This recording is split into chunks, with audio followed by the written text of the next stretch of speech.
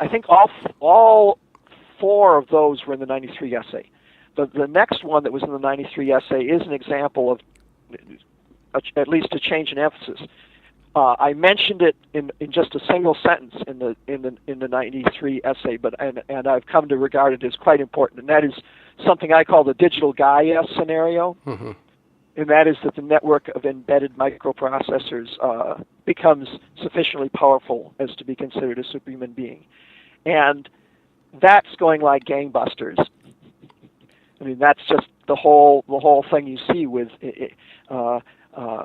individual devices are not especially smart, but when they are embedded in most of the physical technological artifacts of our world, mm-hmm. you get something that is extraordinarily powerful. So that's like the swarm theory, isn't it?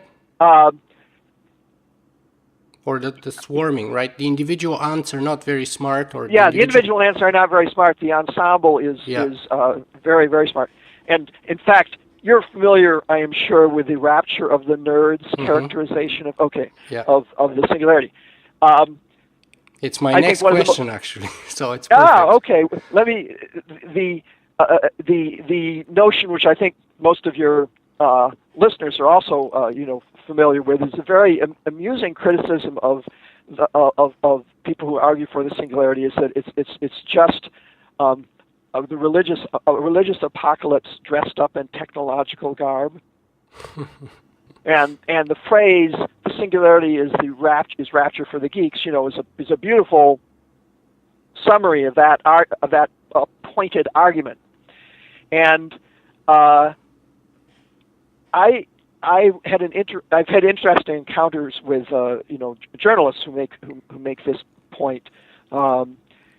But I think that the digital Gaia shows that when you talk about the singularity, you are talking about events, namely the rise of superhuman intelligence, that might lead one to make religious sounding things, make religious sounding comments, but that's really a reflection more of its size and importance than it is a criticism. And in fact, the digital Gaia would probably not be at all like the apocalypse.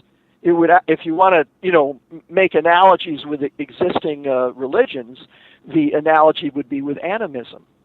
Mm-hmm. That the world wakes up and that the objects in the world have a spirit of their own. In fact, another person to interview there would be Carl Schrader. Is that a fellow? Schroeder. Mm-hmm. He's a Canadian science fiction writer who has written some really cool novels about the notion of the world itself waking up via fine grain distribution, and also smart the notion dust that and so on. Say again. Smart dust. Smart dust is one term for that, which is really just sort of a more extreme version of just having lots of embedded processors. Yeah. And it wouldn't necessarily look like a swarm of killer ants coming at you. I mean, it's just the universe. Reality becomes its own database, and reality wakes up, and it's certainly not a thinking thing like you and I. If it has any analogy to human past and human philosophy, it would be to things like animism.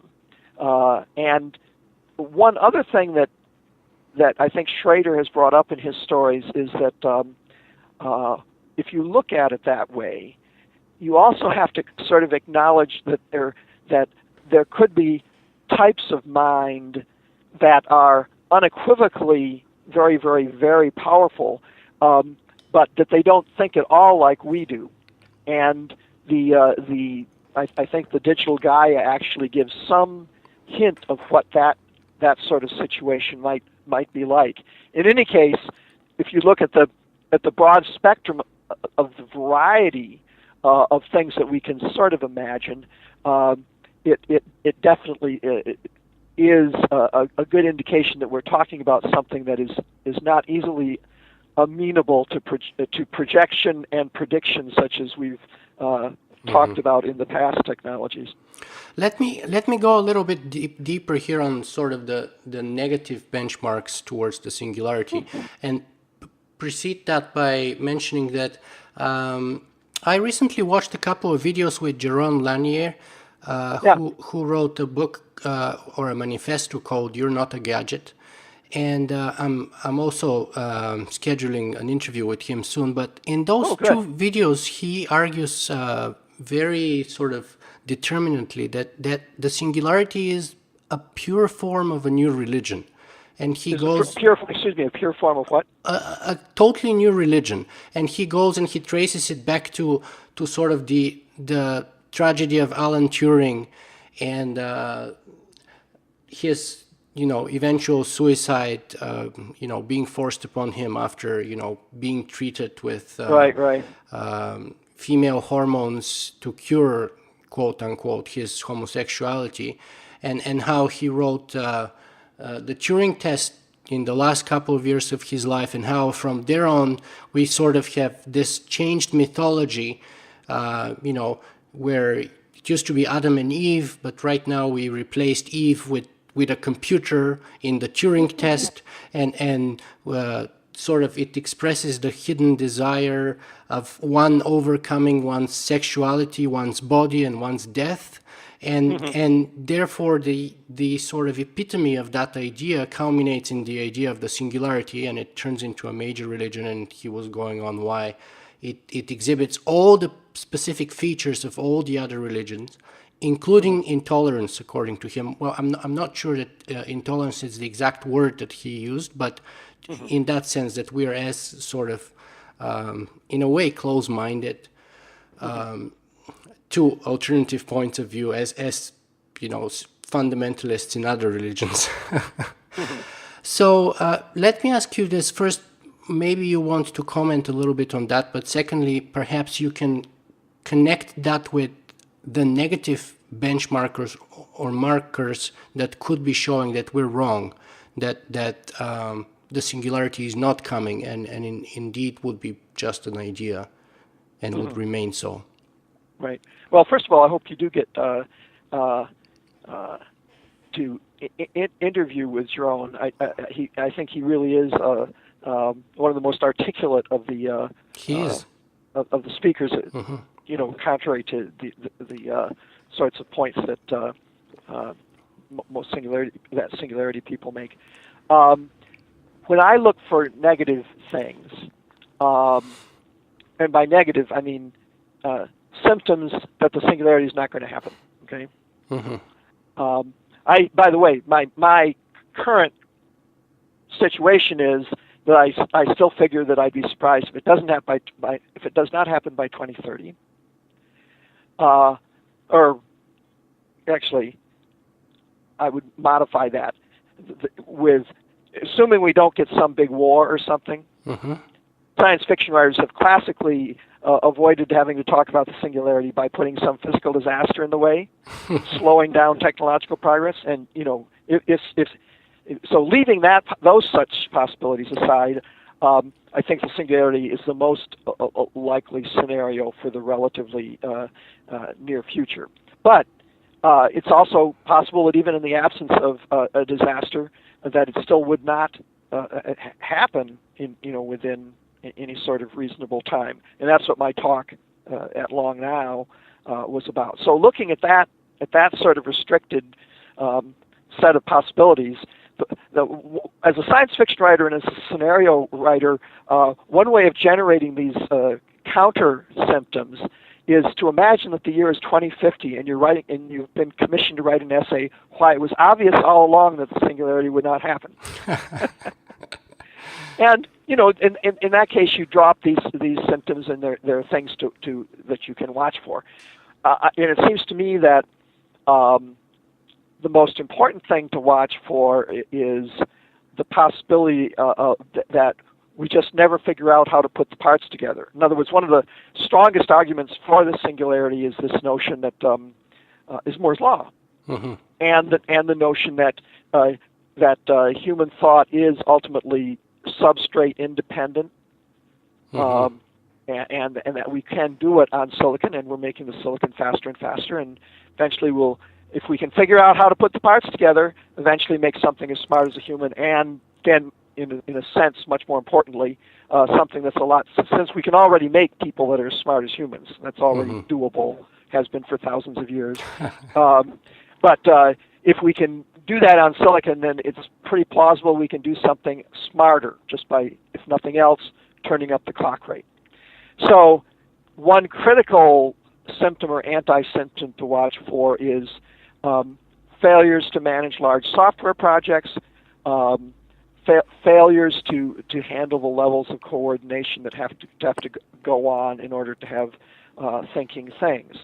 And so one thing I actually do watch for is progress and non-progress in software engineering. In fact, all through the 80s, whenever I talked about this to programmers, they would make the point that, this talk about Moore's Law is fine, but the Moore's Law for software engineering, the growth rate for the effectiveness of software engineering is nothing like the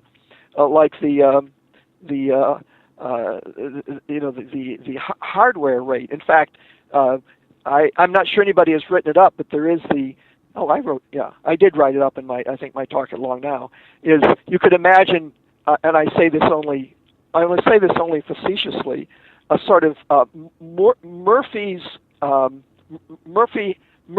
law has a corollary to address Moore's law, and the corollary is that the software is so hard to do that the ability to use the hardware only grows as the log of the hardware power. Yeah. So that means that basically every Moore's law generation, you get just the increment of the log of the improvement of the hardware. So basically, you just sort of lumber along in a linear way. And if one looks at what you can do with a 2 gigahertz, 1 gigabyte RAM processor in our era, and compare that with what you could do with a 1980 8086, it certainly doesn't seem like a million times improvement in many non-numerical sorts of ways. So I have a long list of terrible software disasters that could turn people away from the money here, the money that is driving the progress. Basically, one of the fundamental things about why the computer stuff has been going so well for so long is that, unlike a better mousetrap, which only attracts funding from one source, the people who have too many mice, the computer business is something that has 360 degrees of demand.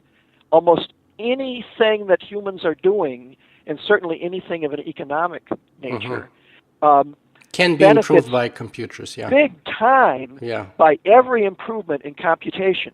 And this means that unlike, and the payoff is incremental. Like, I'm still a super big fan of space flight stuff, but the space flight has not been able to give us the sort of revenue payoff per small incremental investment that the computer stuff has. So you have that combination of kind of universal profitability plus incremental profitability. And that is the thing that has just driven this so hard. So if you could break that, if you could imagine something that would break that combination, and one possibility would be if you begin to get either very large software disasters or the black hat angle on the internet got to be so bad